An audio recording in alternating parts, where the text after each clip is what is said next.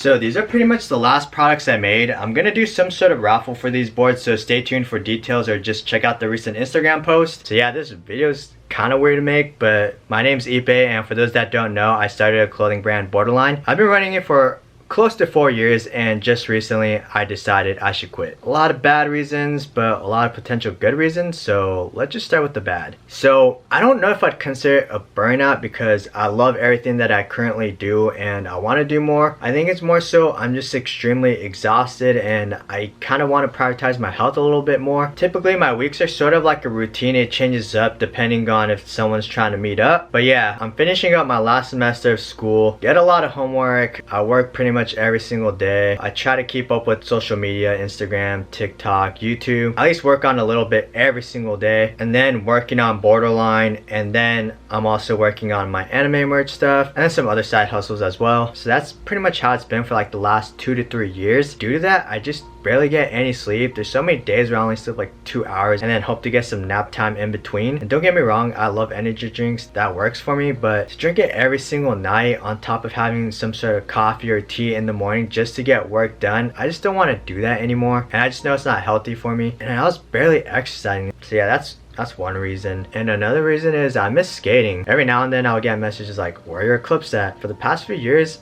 I haven't really been skating due to computer work, and every time that I did have time to go skate, I went to film the homies for Borderline instead because they got their clips faster and they got better clips, and I'm not near good as them, so that's why I never put myself in the edge. For those who ever wondered, there'd be months where I would go film but I just didn't skate. And yeah, the older you get, it's definitely harder to maintain your tricks and it hurts more to skate. And when I think about it in a bigger picture, for myself at least, I get bummed out on the fact that I lost 2 to 3 years of filming tricks for myself and improving my skating, because at the end of the day I am a skater, and I trip out on the fact that I was easily able to go months without skating. You know, I love getting clips. I'd rather go film in the streets any day, whether it's a wax spot, crusty spot, whatever. I'd rather do that than go film for a YouTube video. And it's not like me quitting this, I'm just gonna go get a filmer and film all these tricks, but I at least just want to skate more. Like, I just miss skating with all the homies because I would just be in this room just doing computer work all day, and when I do go outside, it's just like, damn, I'm filming my friends have fun, you know. And working on Borderline was just exhausting and so much pressure like every month. But I was pretty much like a one-man team, excluding the homies, getting clips, modeling, and helping promote. I did all the filming, taking photos, editing, designing, shipping and packaging, creating the social media posts, on top of like making a YouTube video or a longer skate edit and a separate Instagram skating edit, on top of keeping up with everything else that I told you guys that I do. Like, it was just getting way too hectic. And business wise, it was like a roller coaster. First few drops, amazing, then it becomes like stagnant, and then you film an edit for a few months, bring the hype back up, you know. It was like crazy. I tried different strategies, but one thing I made sure to do is always drop some sort of skate edit with every drop. And we all kind of live far from each other, and on top of everything they do and I do, it's hard to consistently film and keep pumping out new product. It's almost like in this day of age, you gotta pump out new product every week, every month, just to stay relevant. And so I feel like I started just getting pressure to just keep pumping out products. I just feel like the demand wasn't keeping up with the supply, you know. There'd be times I'd make profit, there'd be times I'd break even, there'd be times, at least recently, it felt like I was just taking money out of my own pocket, and at that point it just didn't feel like worth it anymore. Like, I also was dropping like $15 shirts, and for those that don't make clothing, you basically make no profit on that. And majority of the time there's just people asking for free product, and they're like, whoa, $15 for a shirt, like, you're tripping. And I'm like, if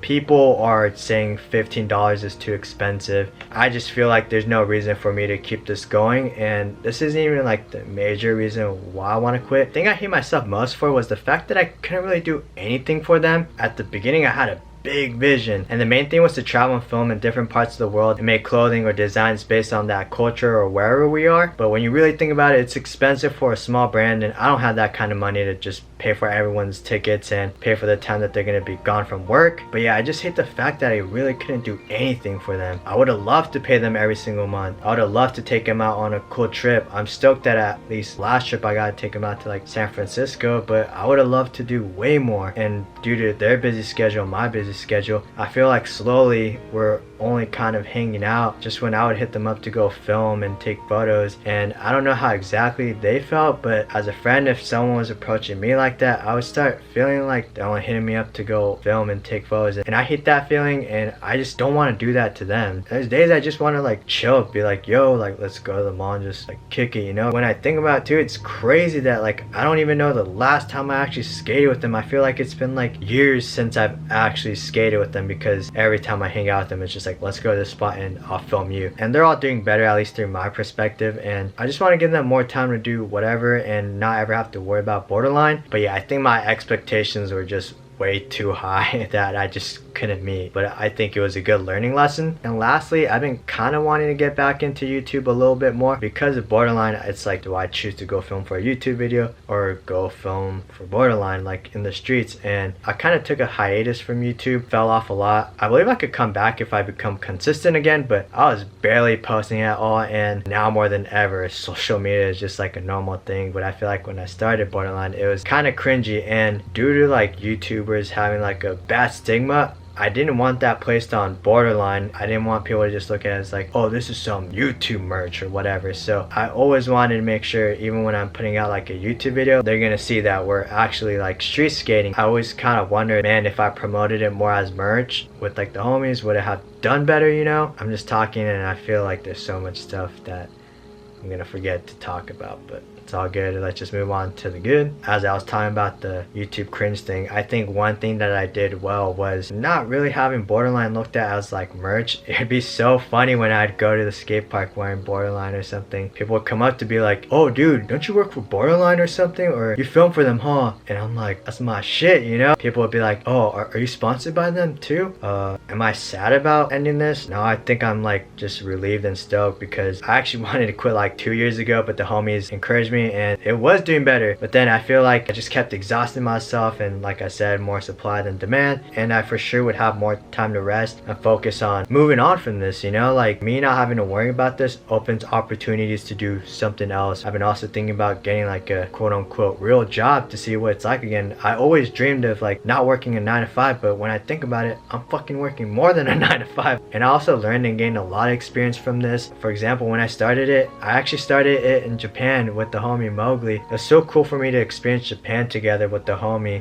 It was an awesome time taking photos, filming out there, skating street. The homie Ivan works hard for his clips. Funny, like we have like a funny filming relationship, I would say. And then homie Brian, I've known that dude since he was like, I don't even know, I don't even think he had 1,000 subs when I met him, and just to see where he is now. But like when you first started filming for borderline, like dude, he filmed so many tricks in one day. And then the homie Jay too, he used to live the closest to me, so we would spend so much time together. So I feel like we formed like a pretty close relationship. I got to film and skate with him a lot. And then it was cool when Mowgli and Ivan went to New York, South Korea, and sent me clips. Like that's like some real homie shit, and I hate the fact that I couldn't do anything for them, you know? We got some stuff in Miami. I got to film like a full part from Mowgli. I appreciate the fact that they pushed me to just keep on going, you know? I just feel like it was time, and I can't be bummed. I learned a lot from it, and this is one that I don't have a conclusion to. And I was talking to a professor that I trust. I had a conversation one day. I told him my situation. I have so much going on. I want to work on clothing, the social media thing. Do you recommend me getting a first step in the real industry? And oh yeah, by the way, I major in graphic design. And he asked me, you have 1 year to live, you choose to do graphic design every day for the rest of your life, or anything else for the rest of your life, what would you choose? I didn't have an answer. And he told me, if you have so many hobbies and so much things that you're working on, you're gonna start half-assing everything, and by the end of it,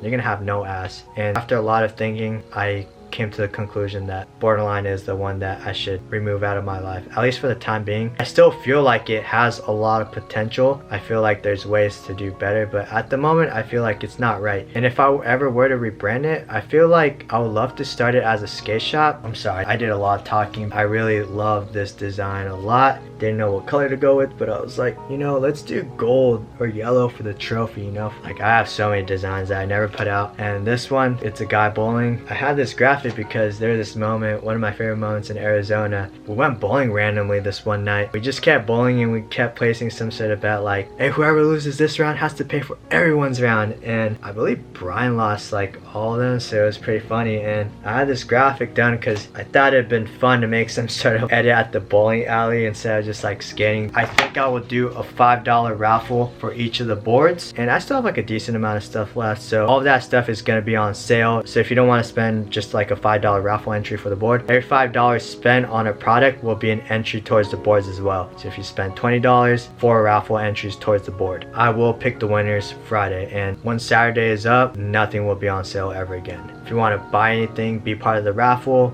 borderlineworldwide.com. And lastly, I just want to say thanks to everyone who's ever liked, commented, shared, followed, bought any of the products on Borderline. It truly means a lot. In high school me, I don't think I would have ever expected this. I don't know what the future holds, but I definitely feel happier and I feel like I'm just relieved. So I hope a lot of you guys understand and can accept this, and for real, appreciate the support.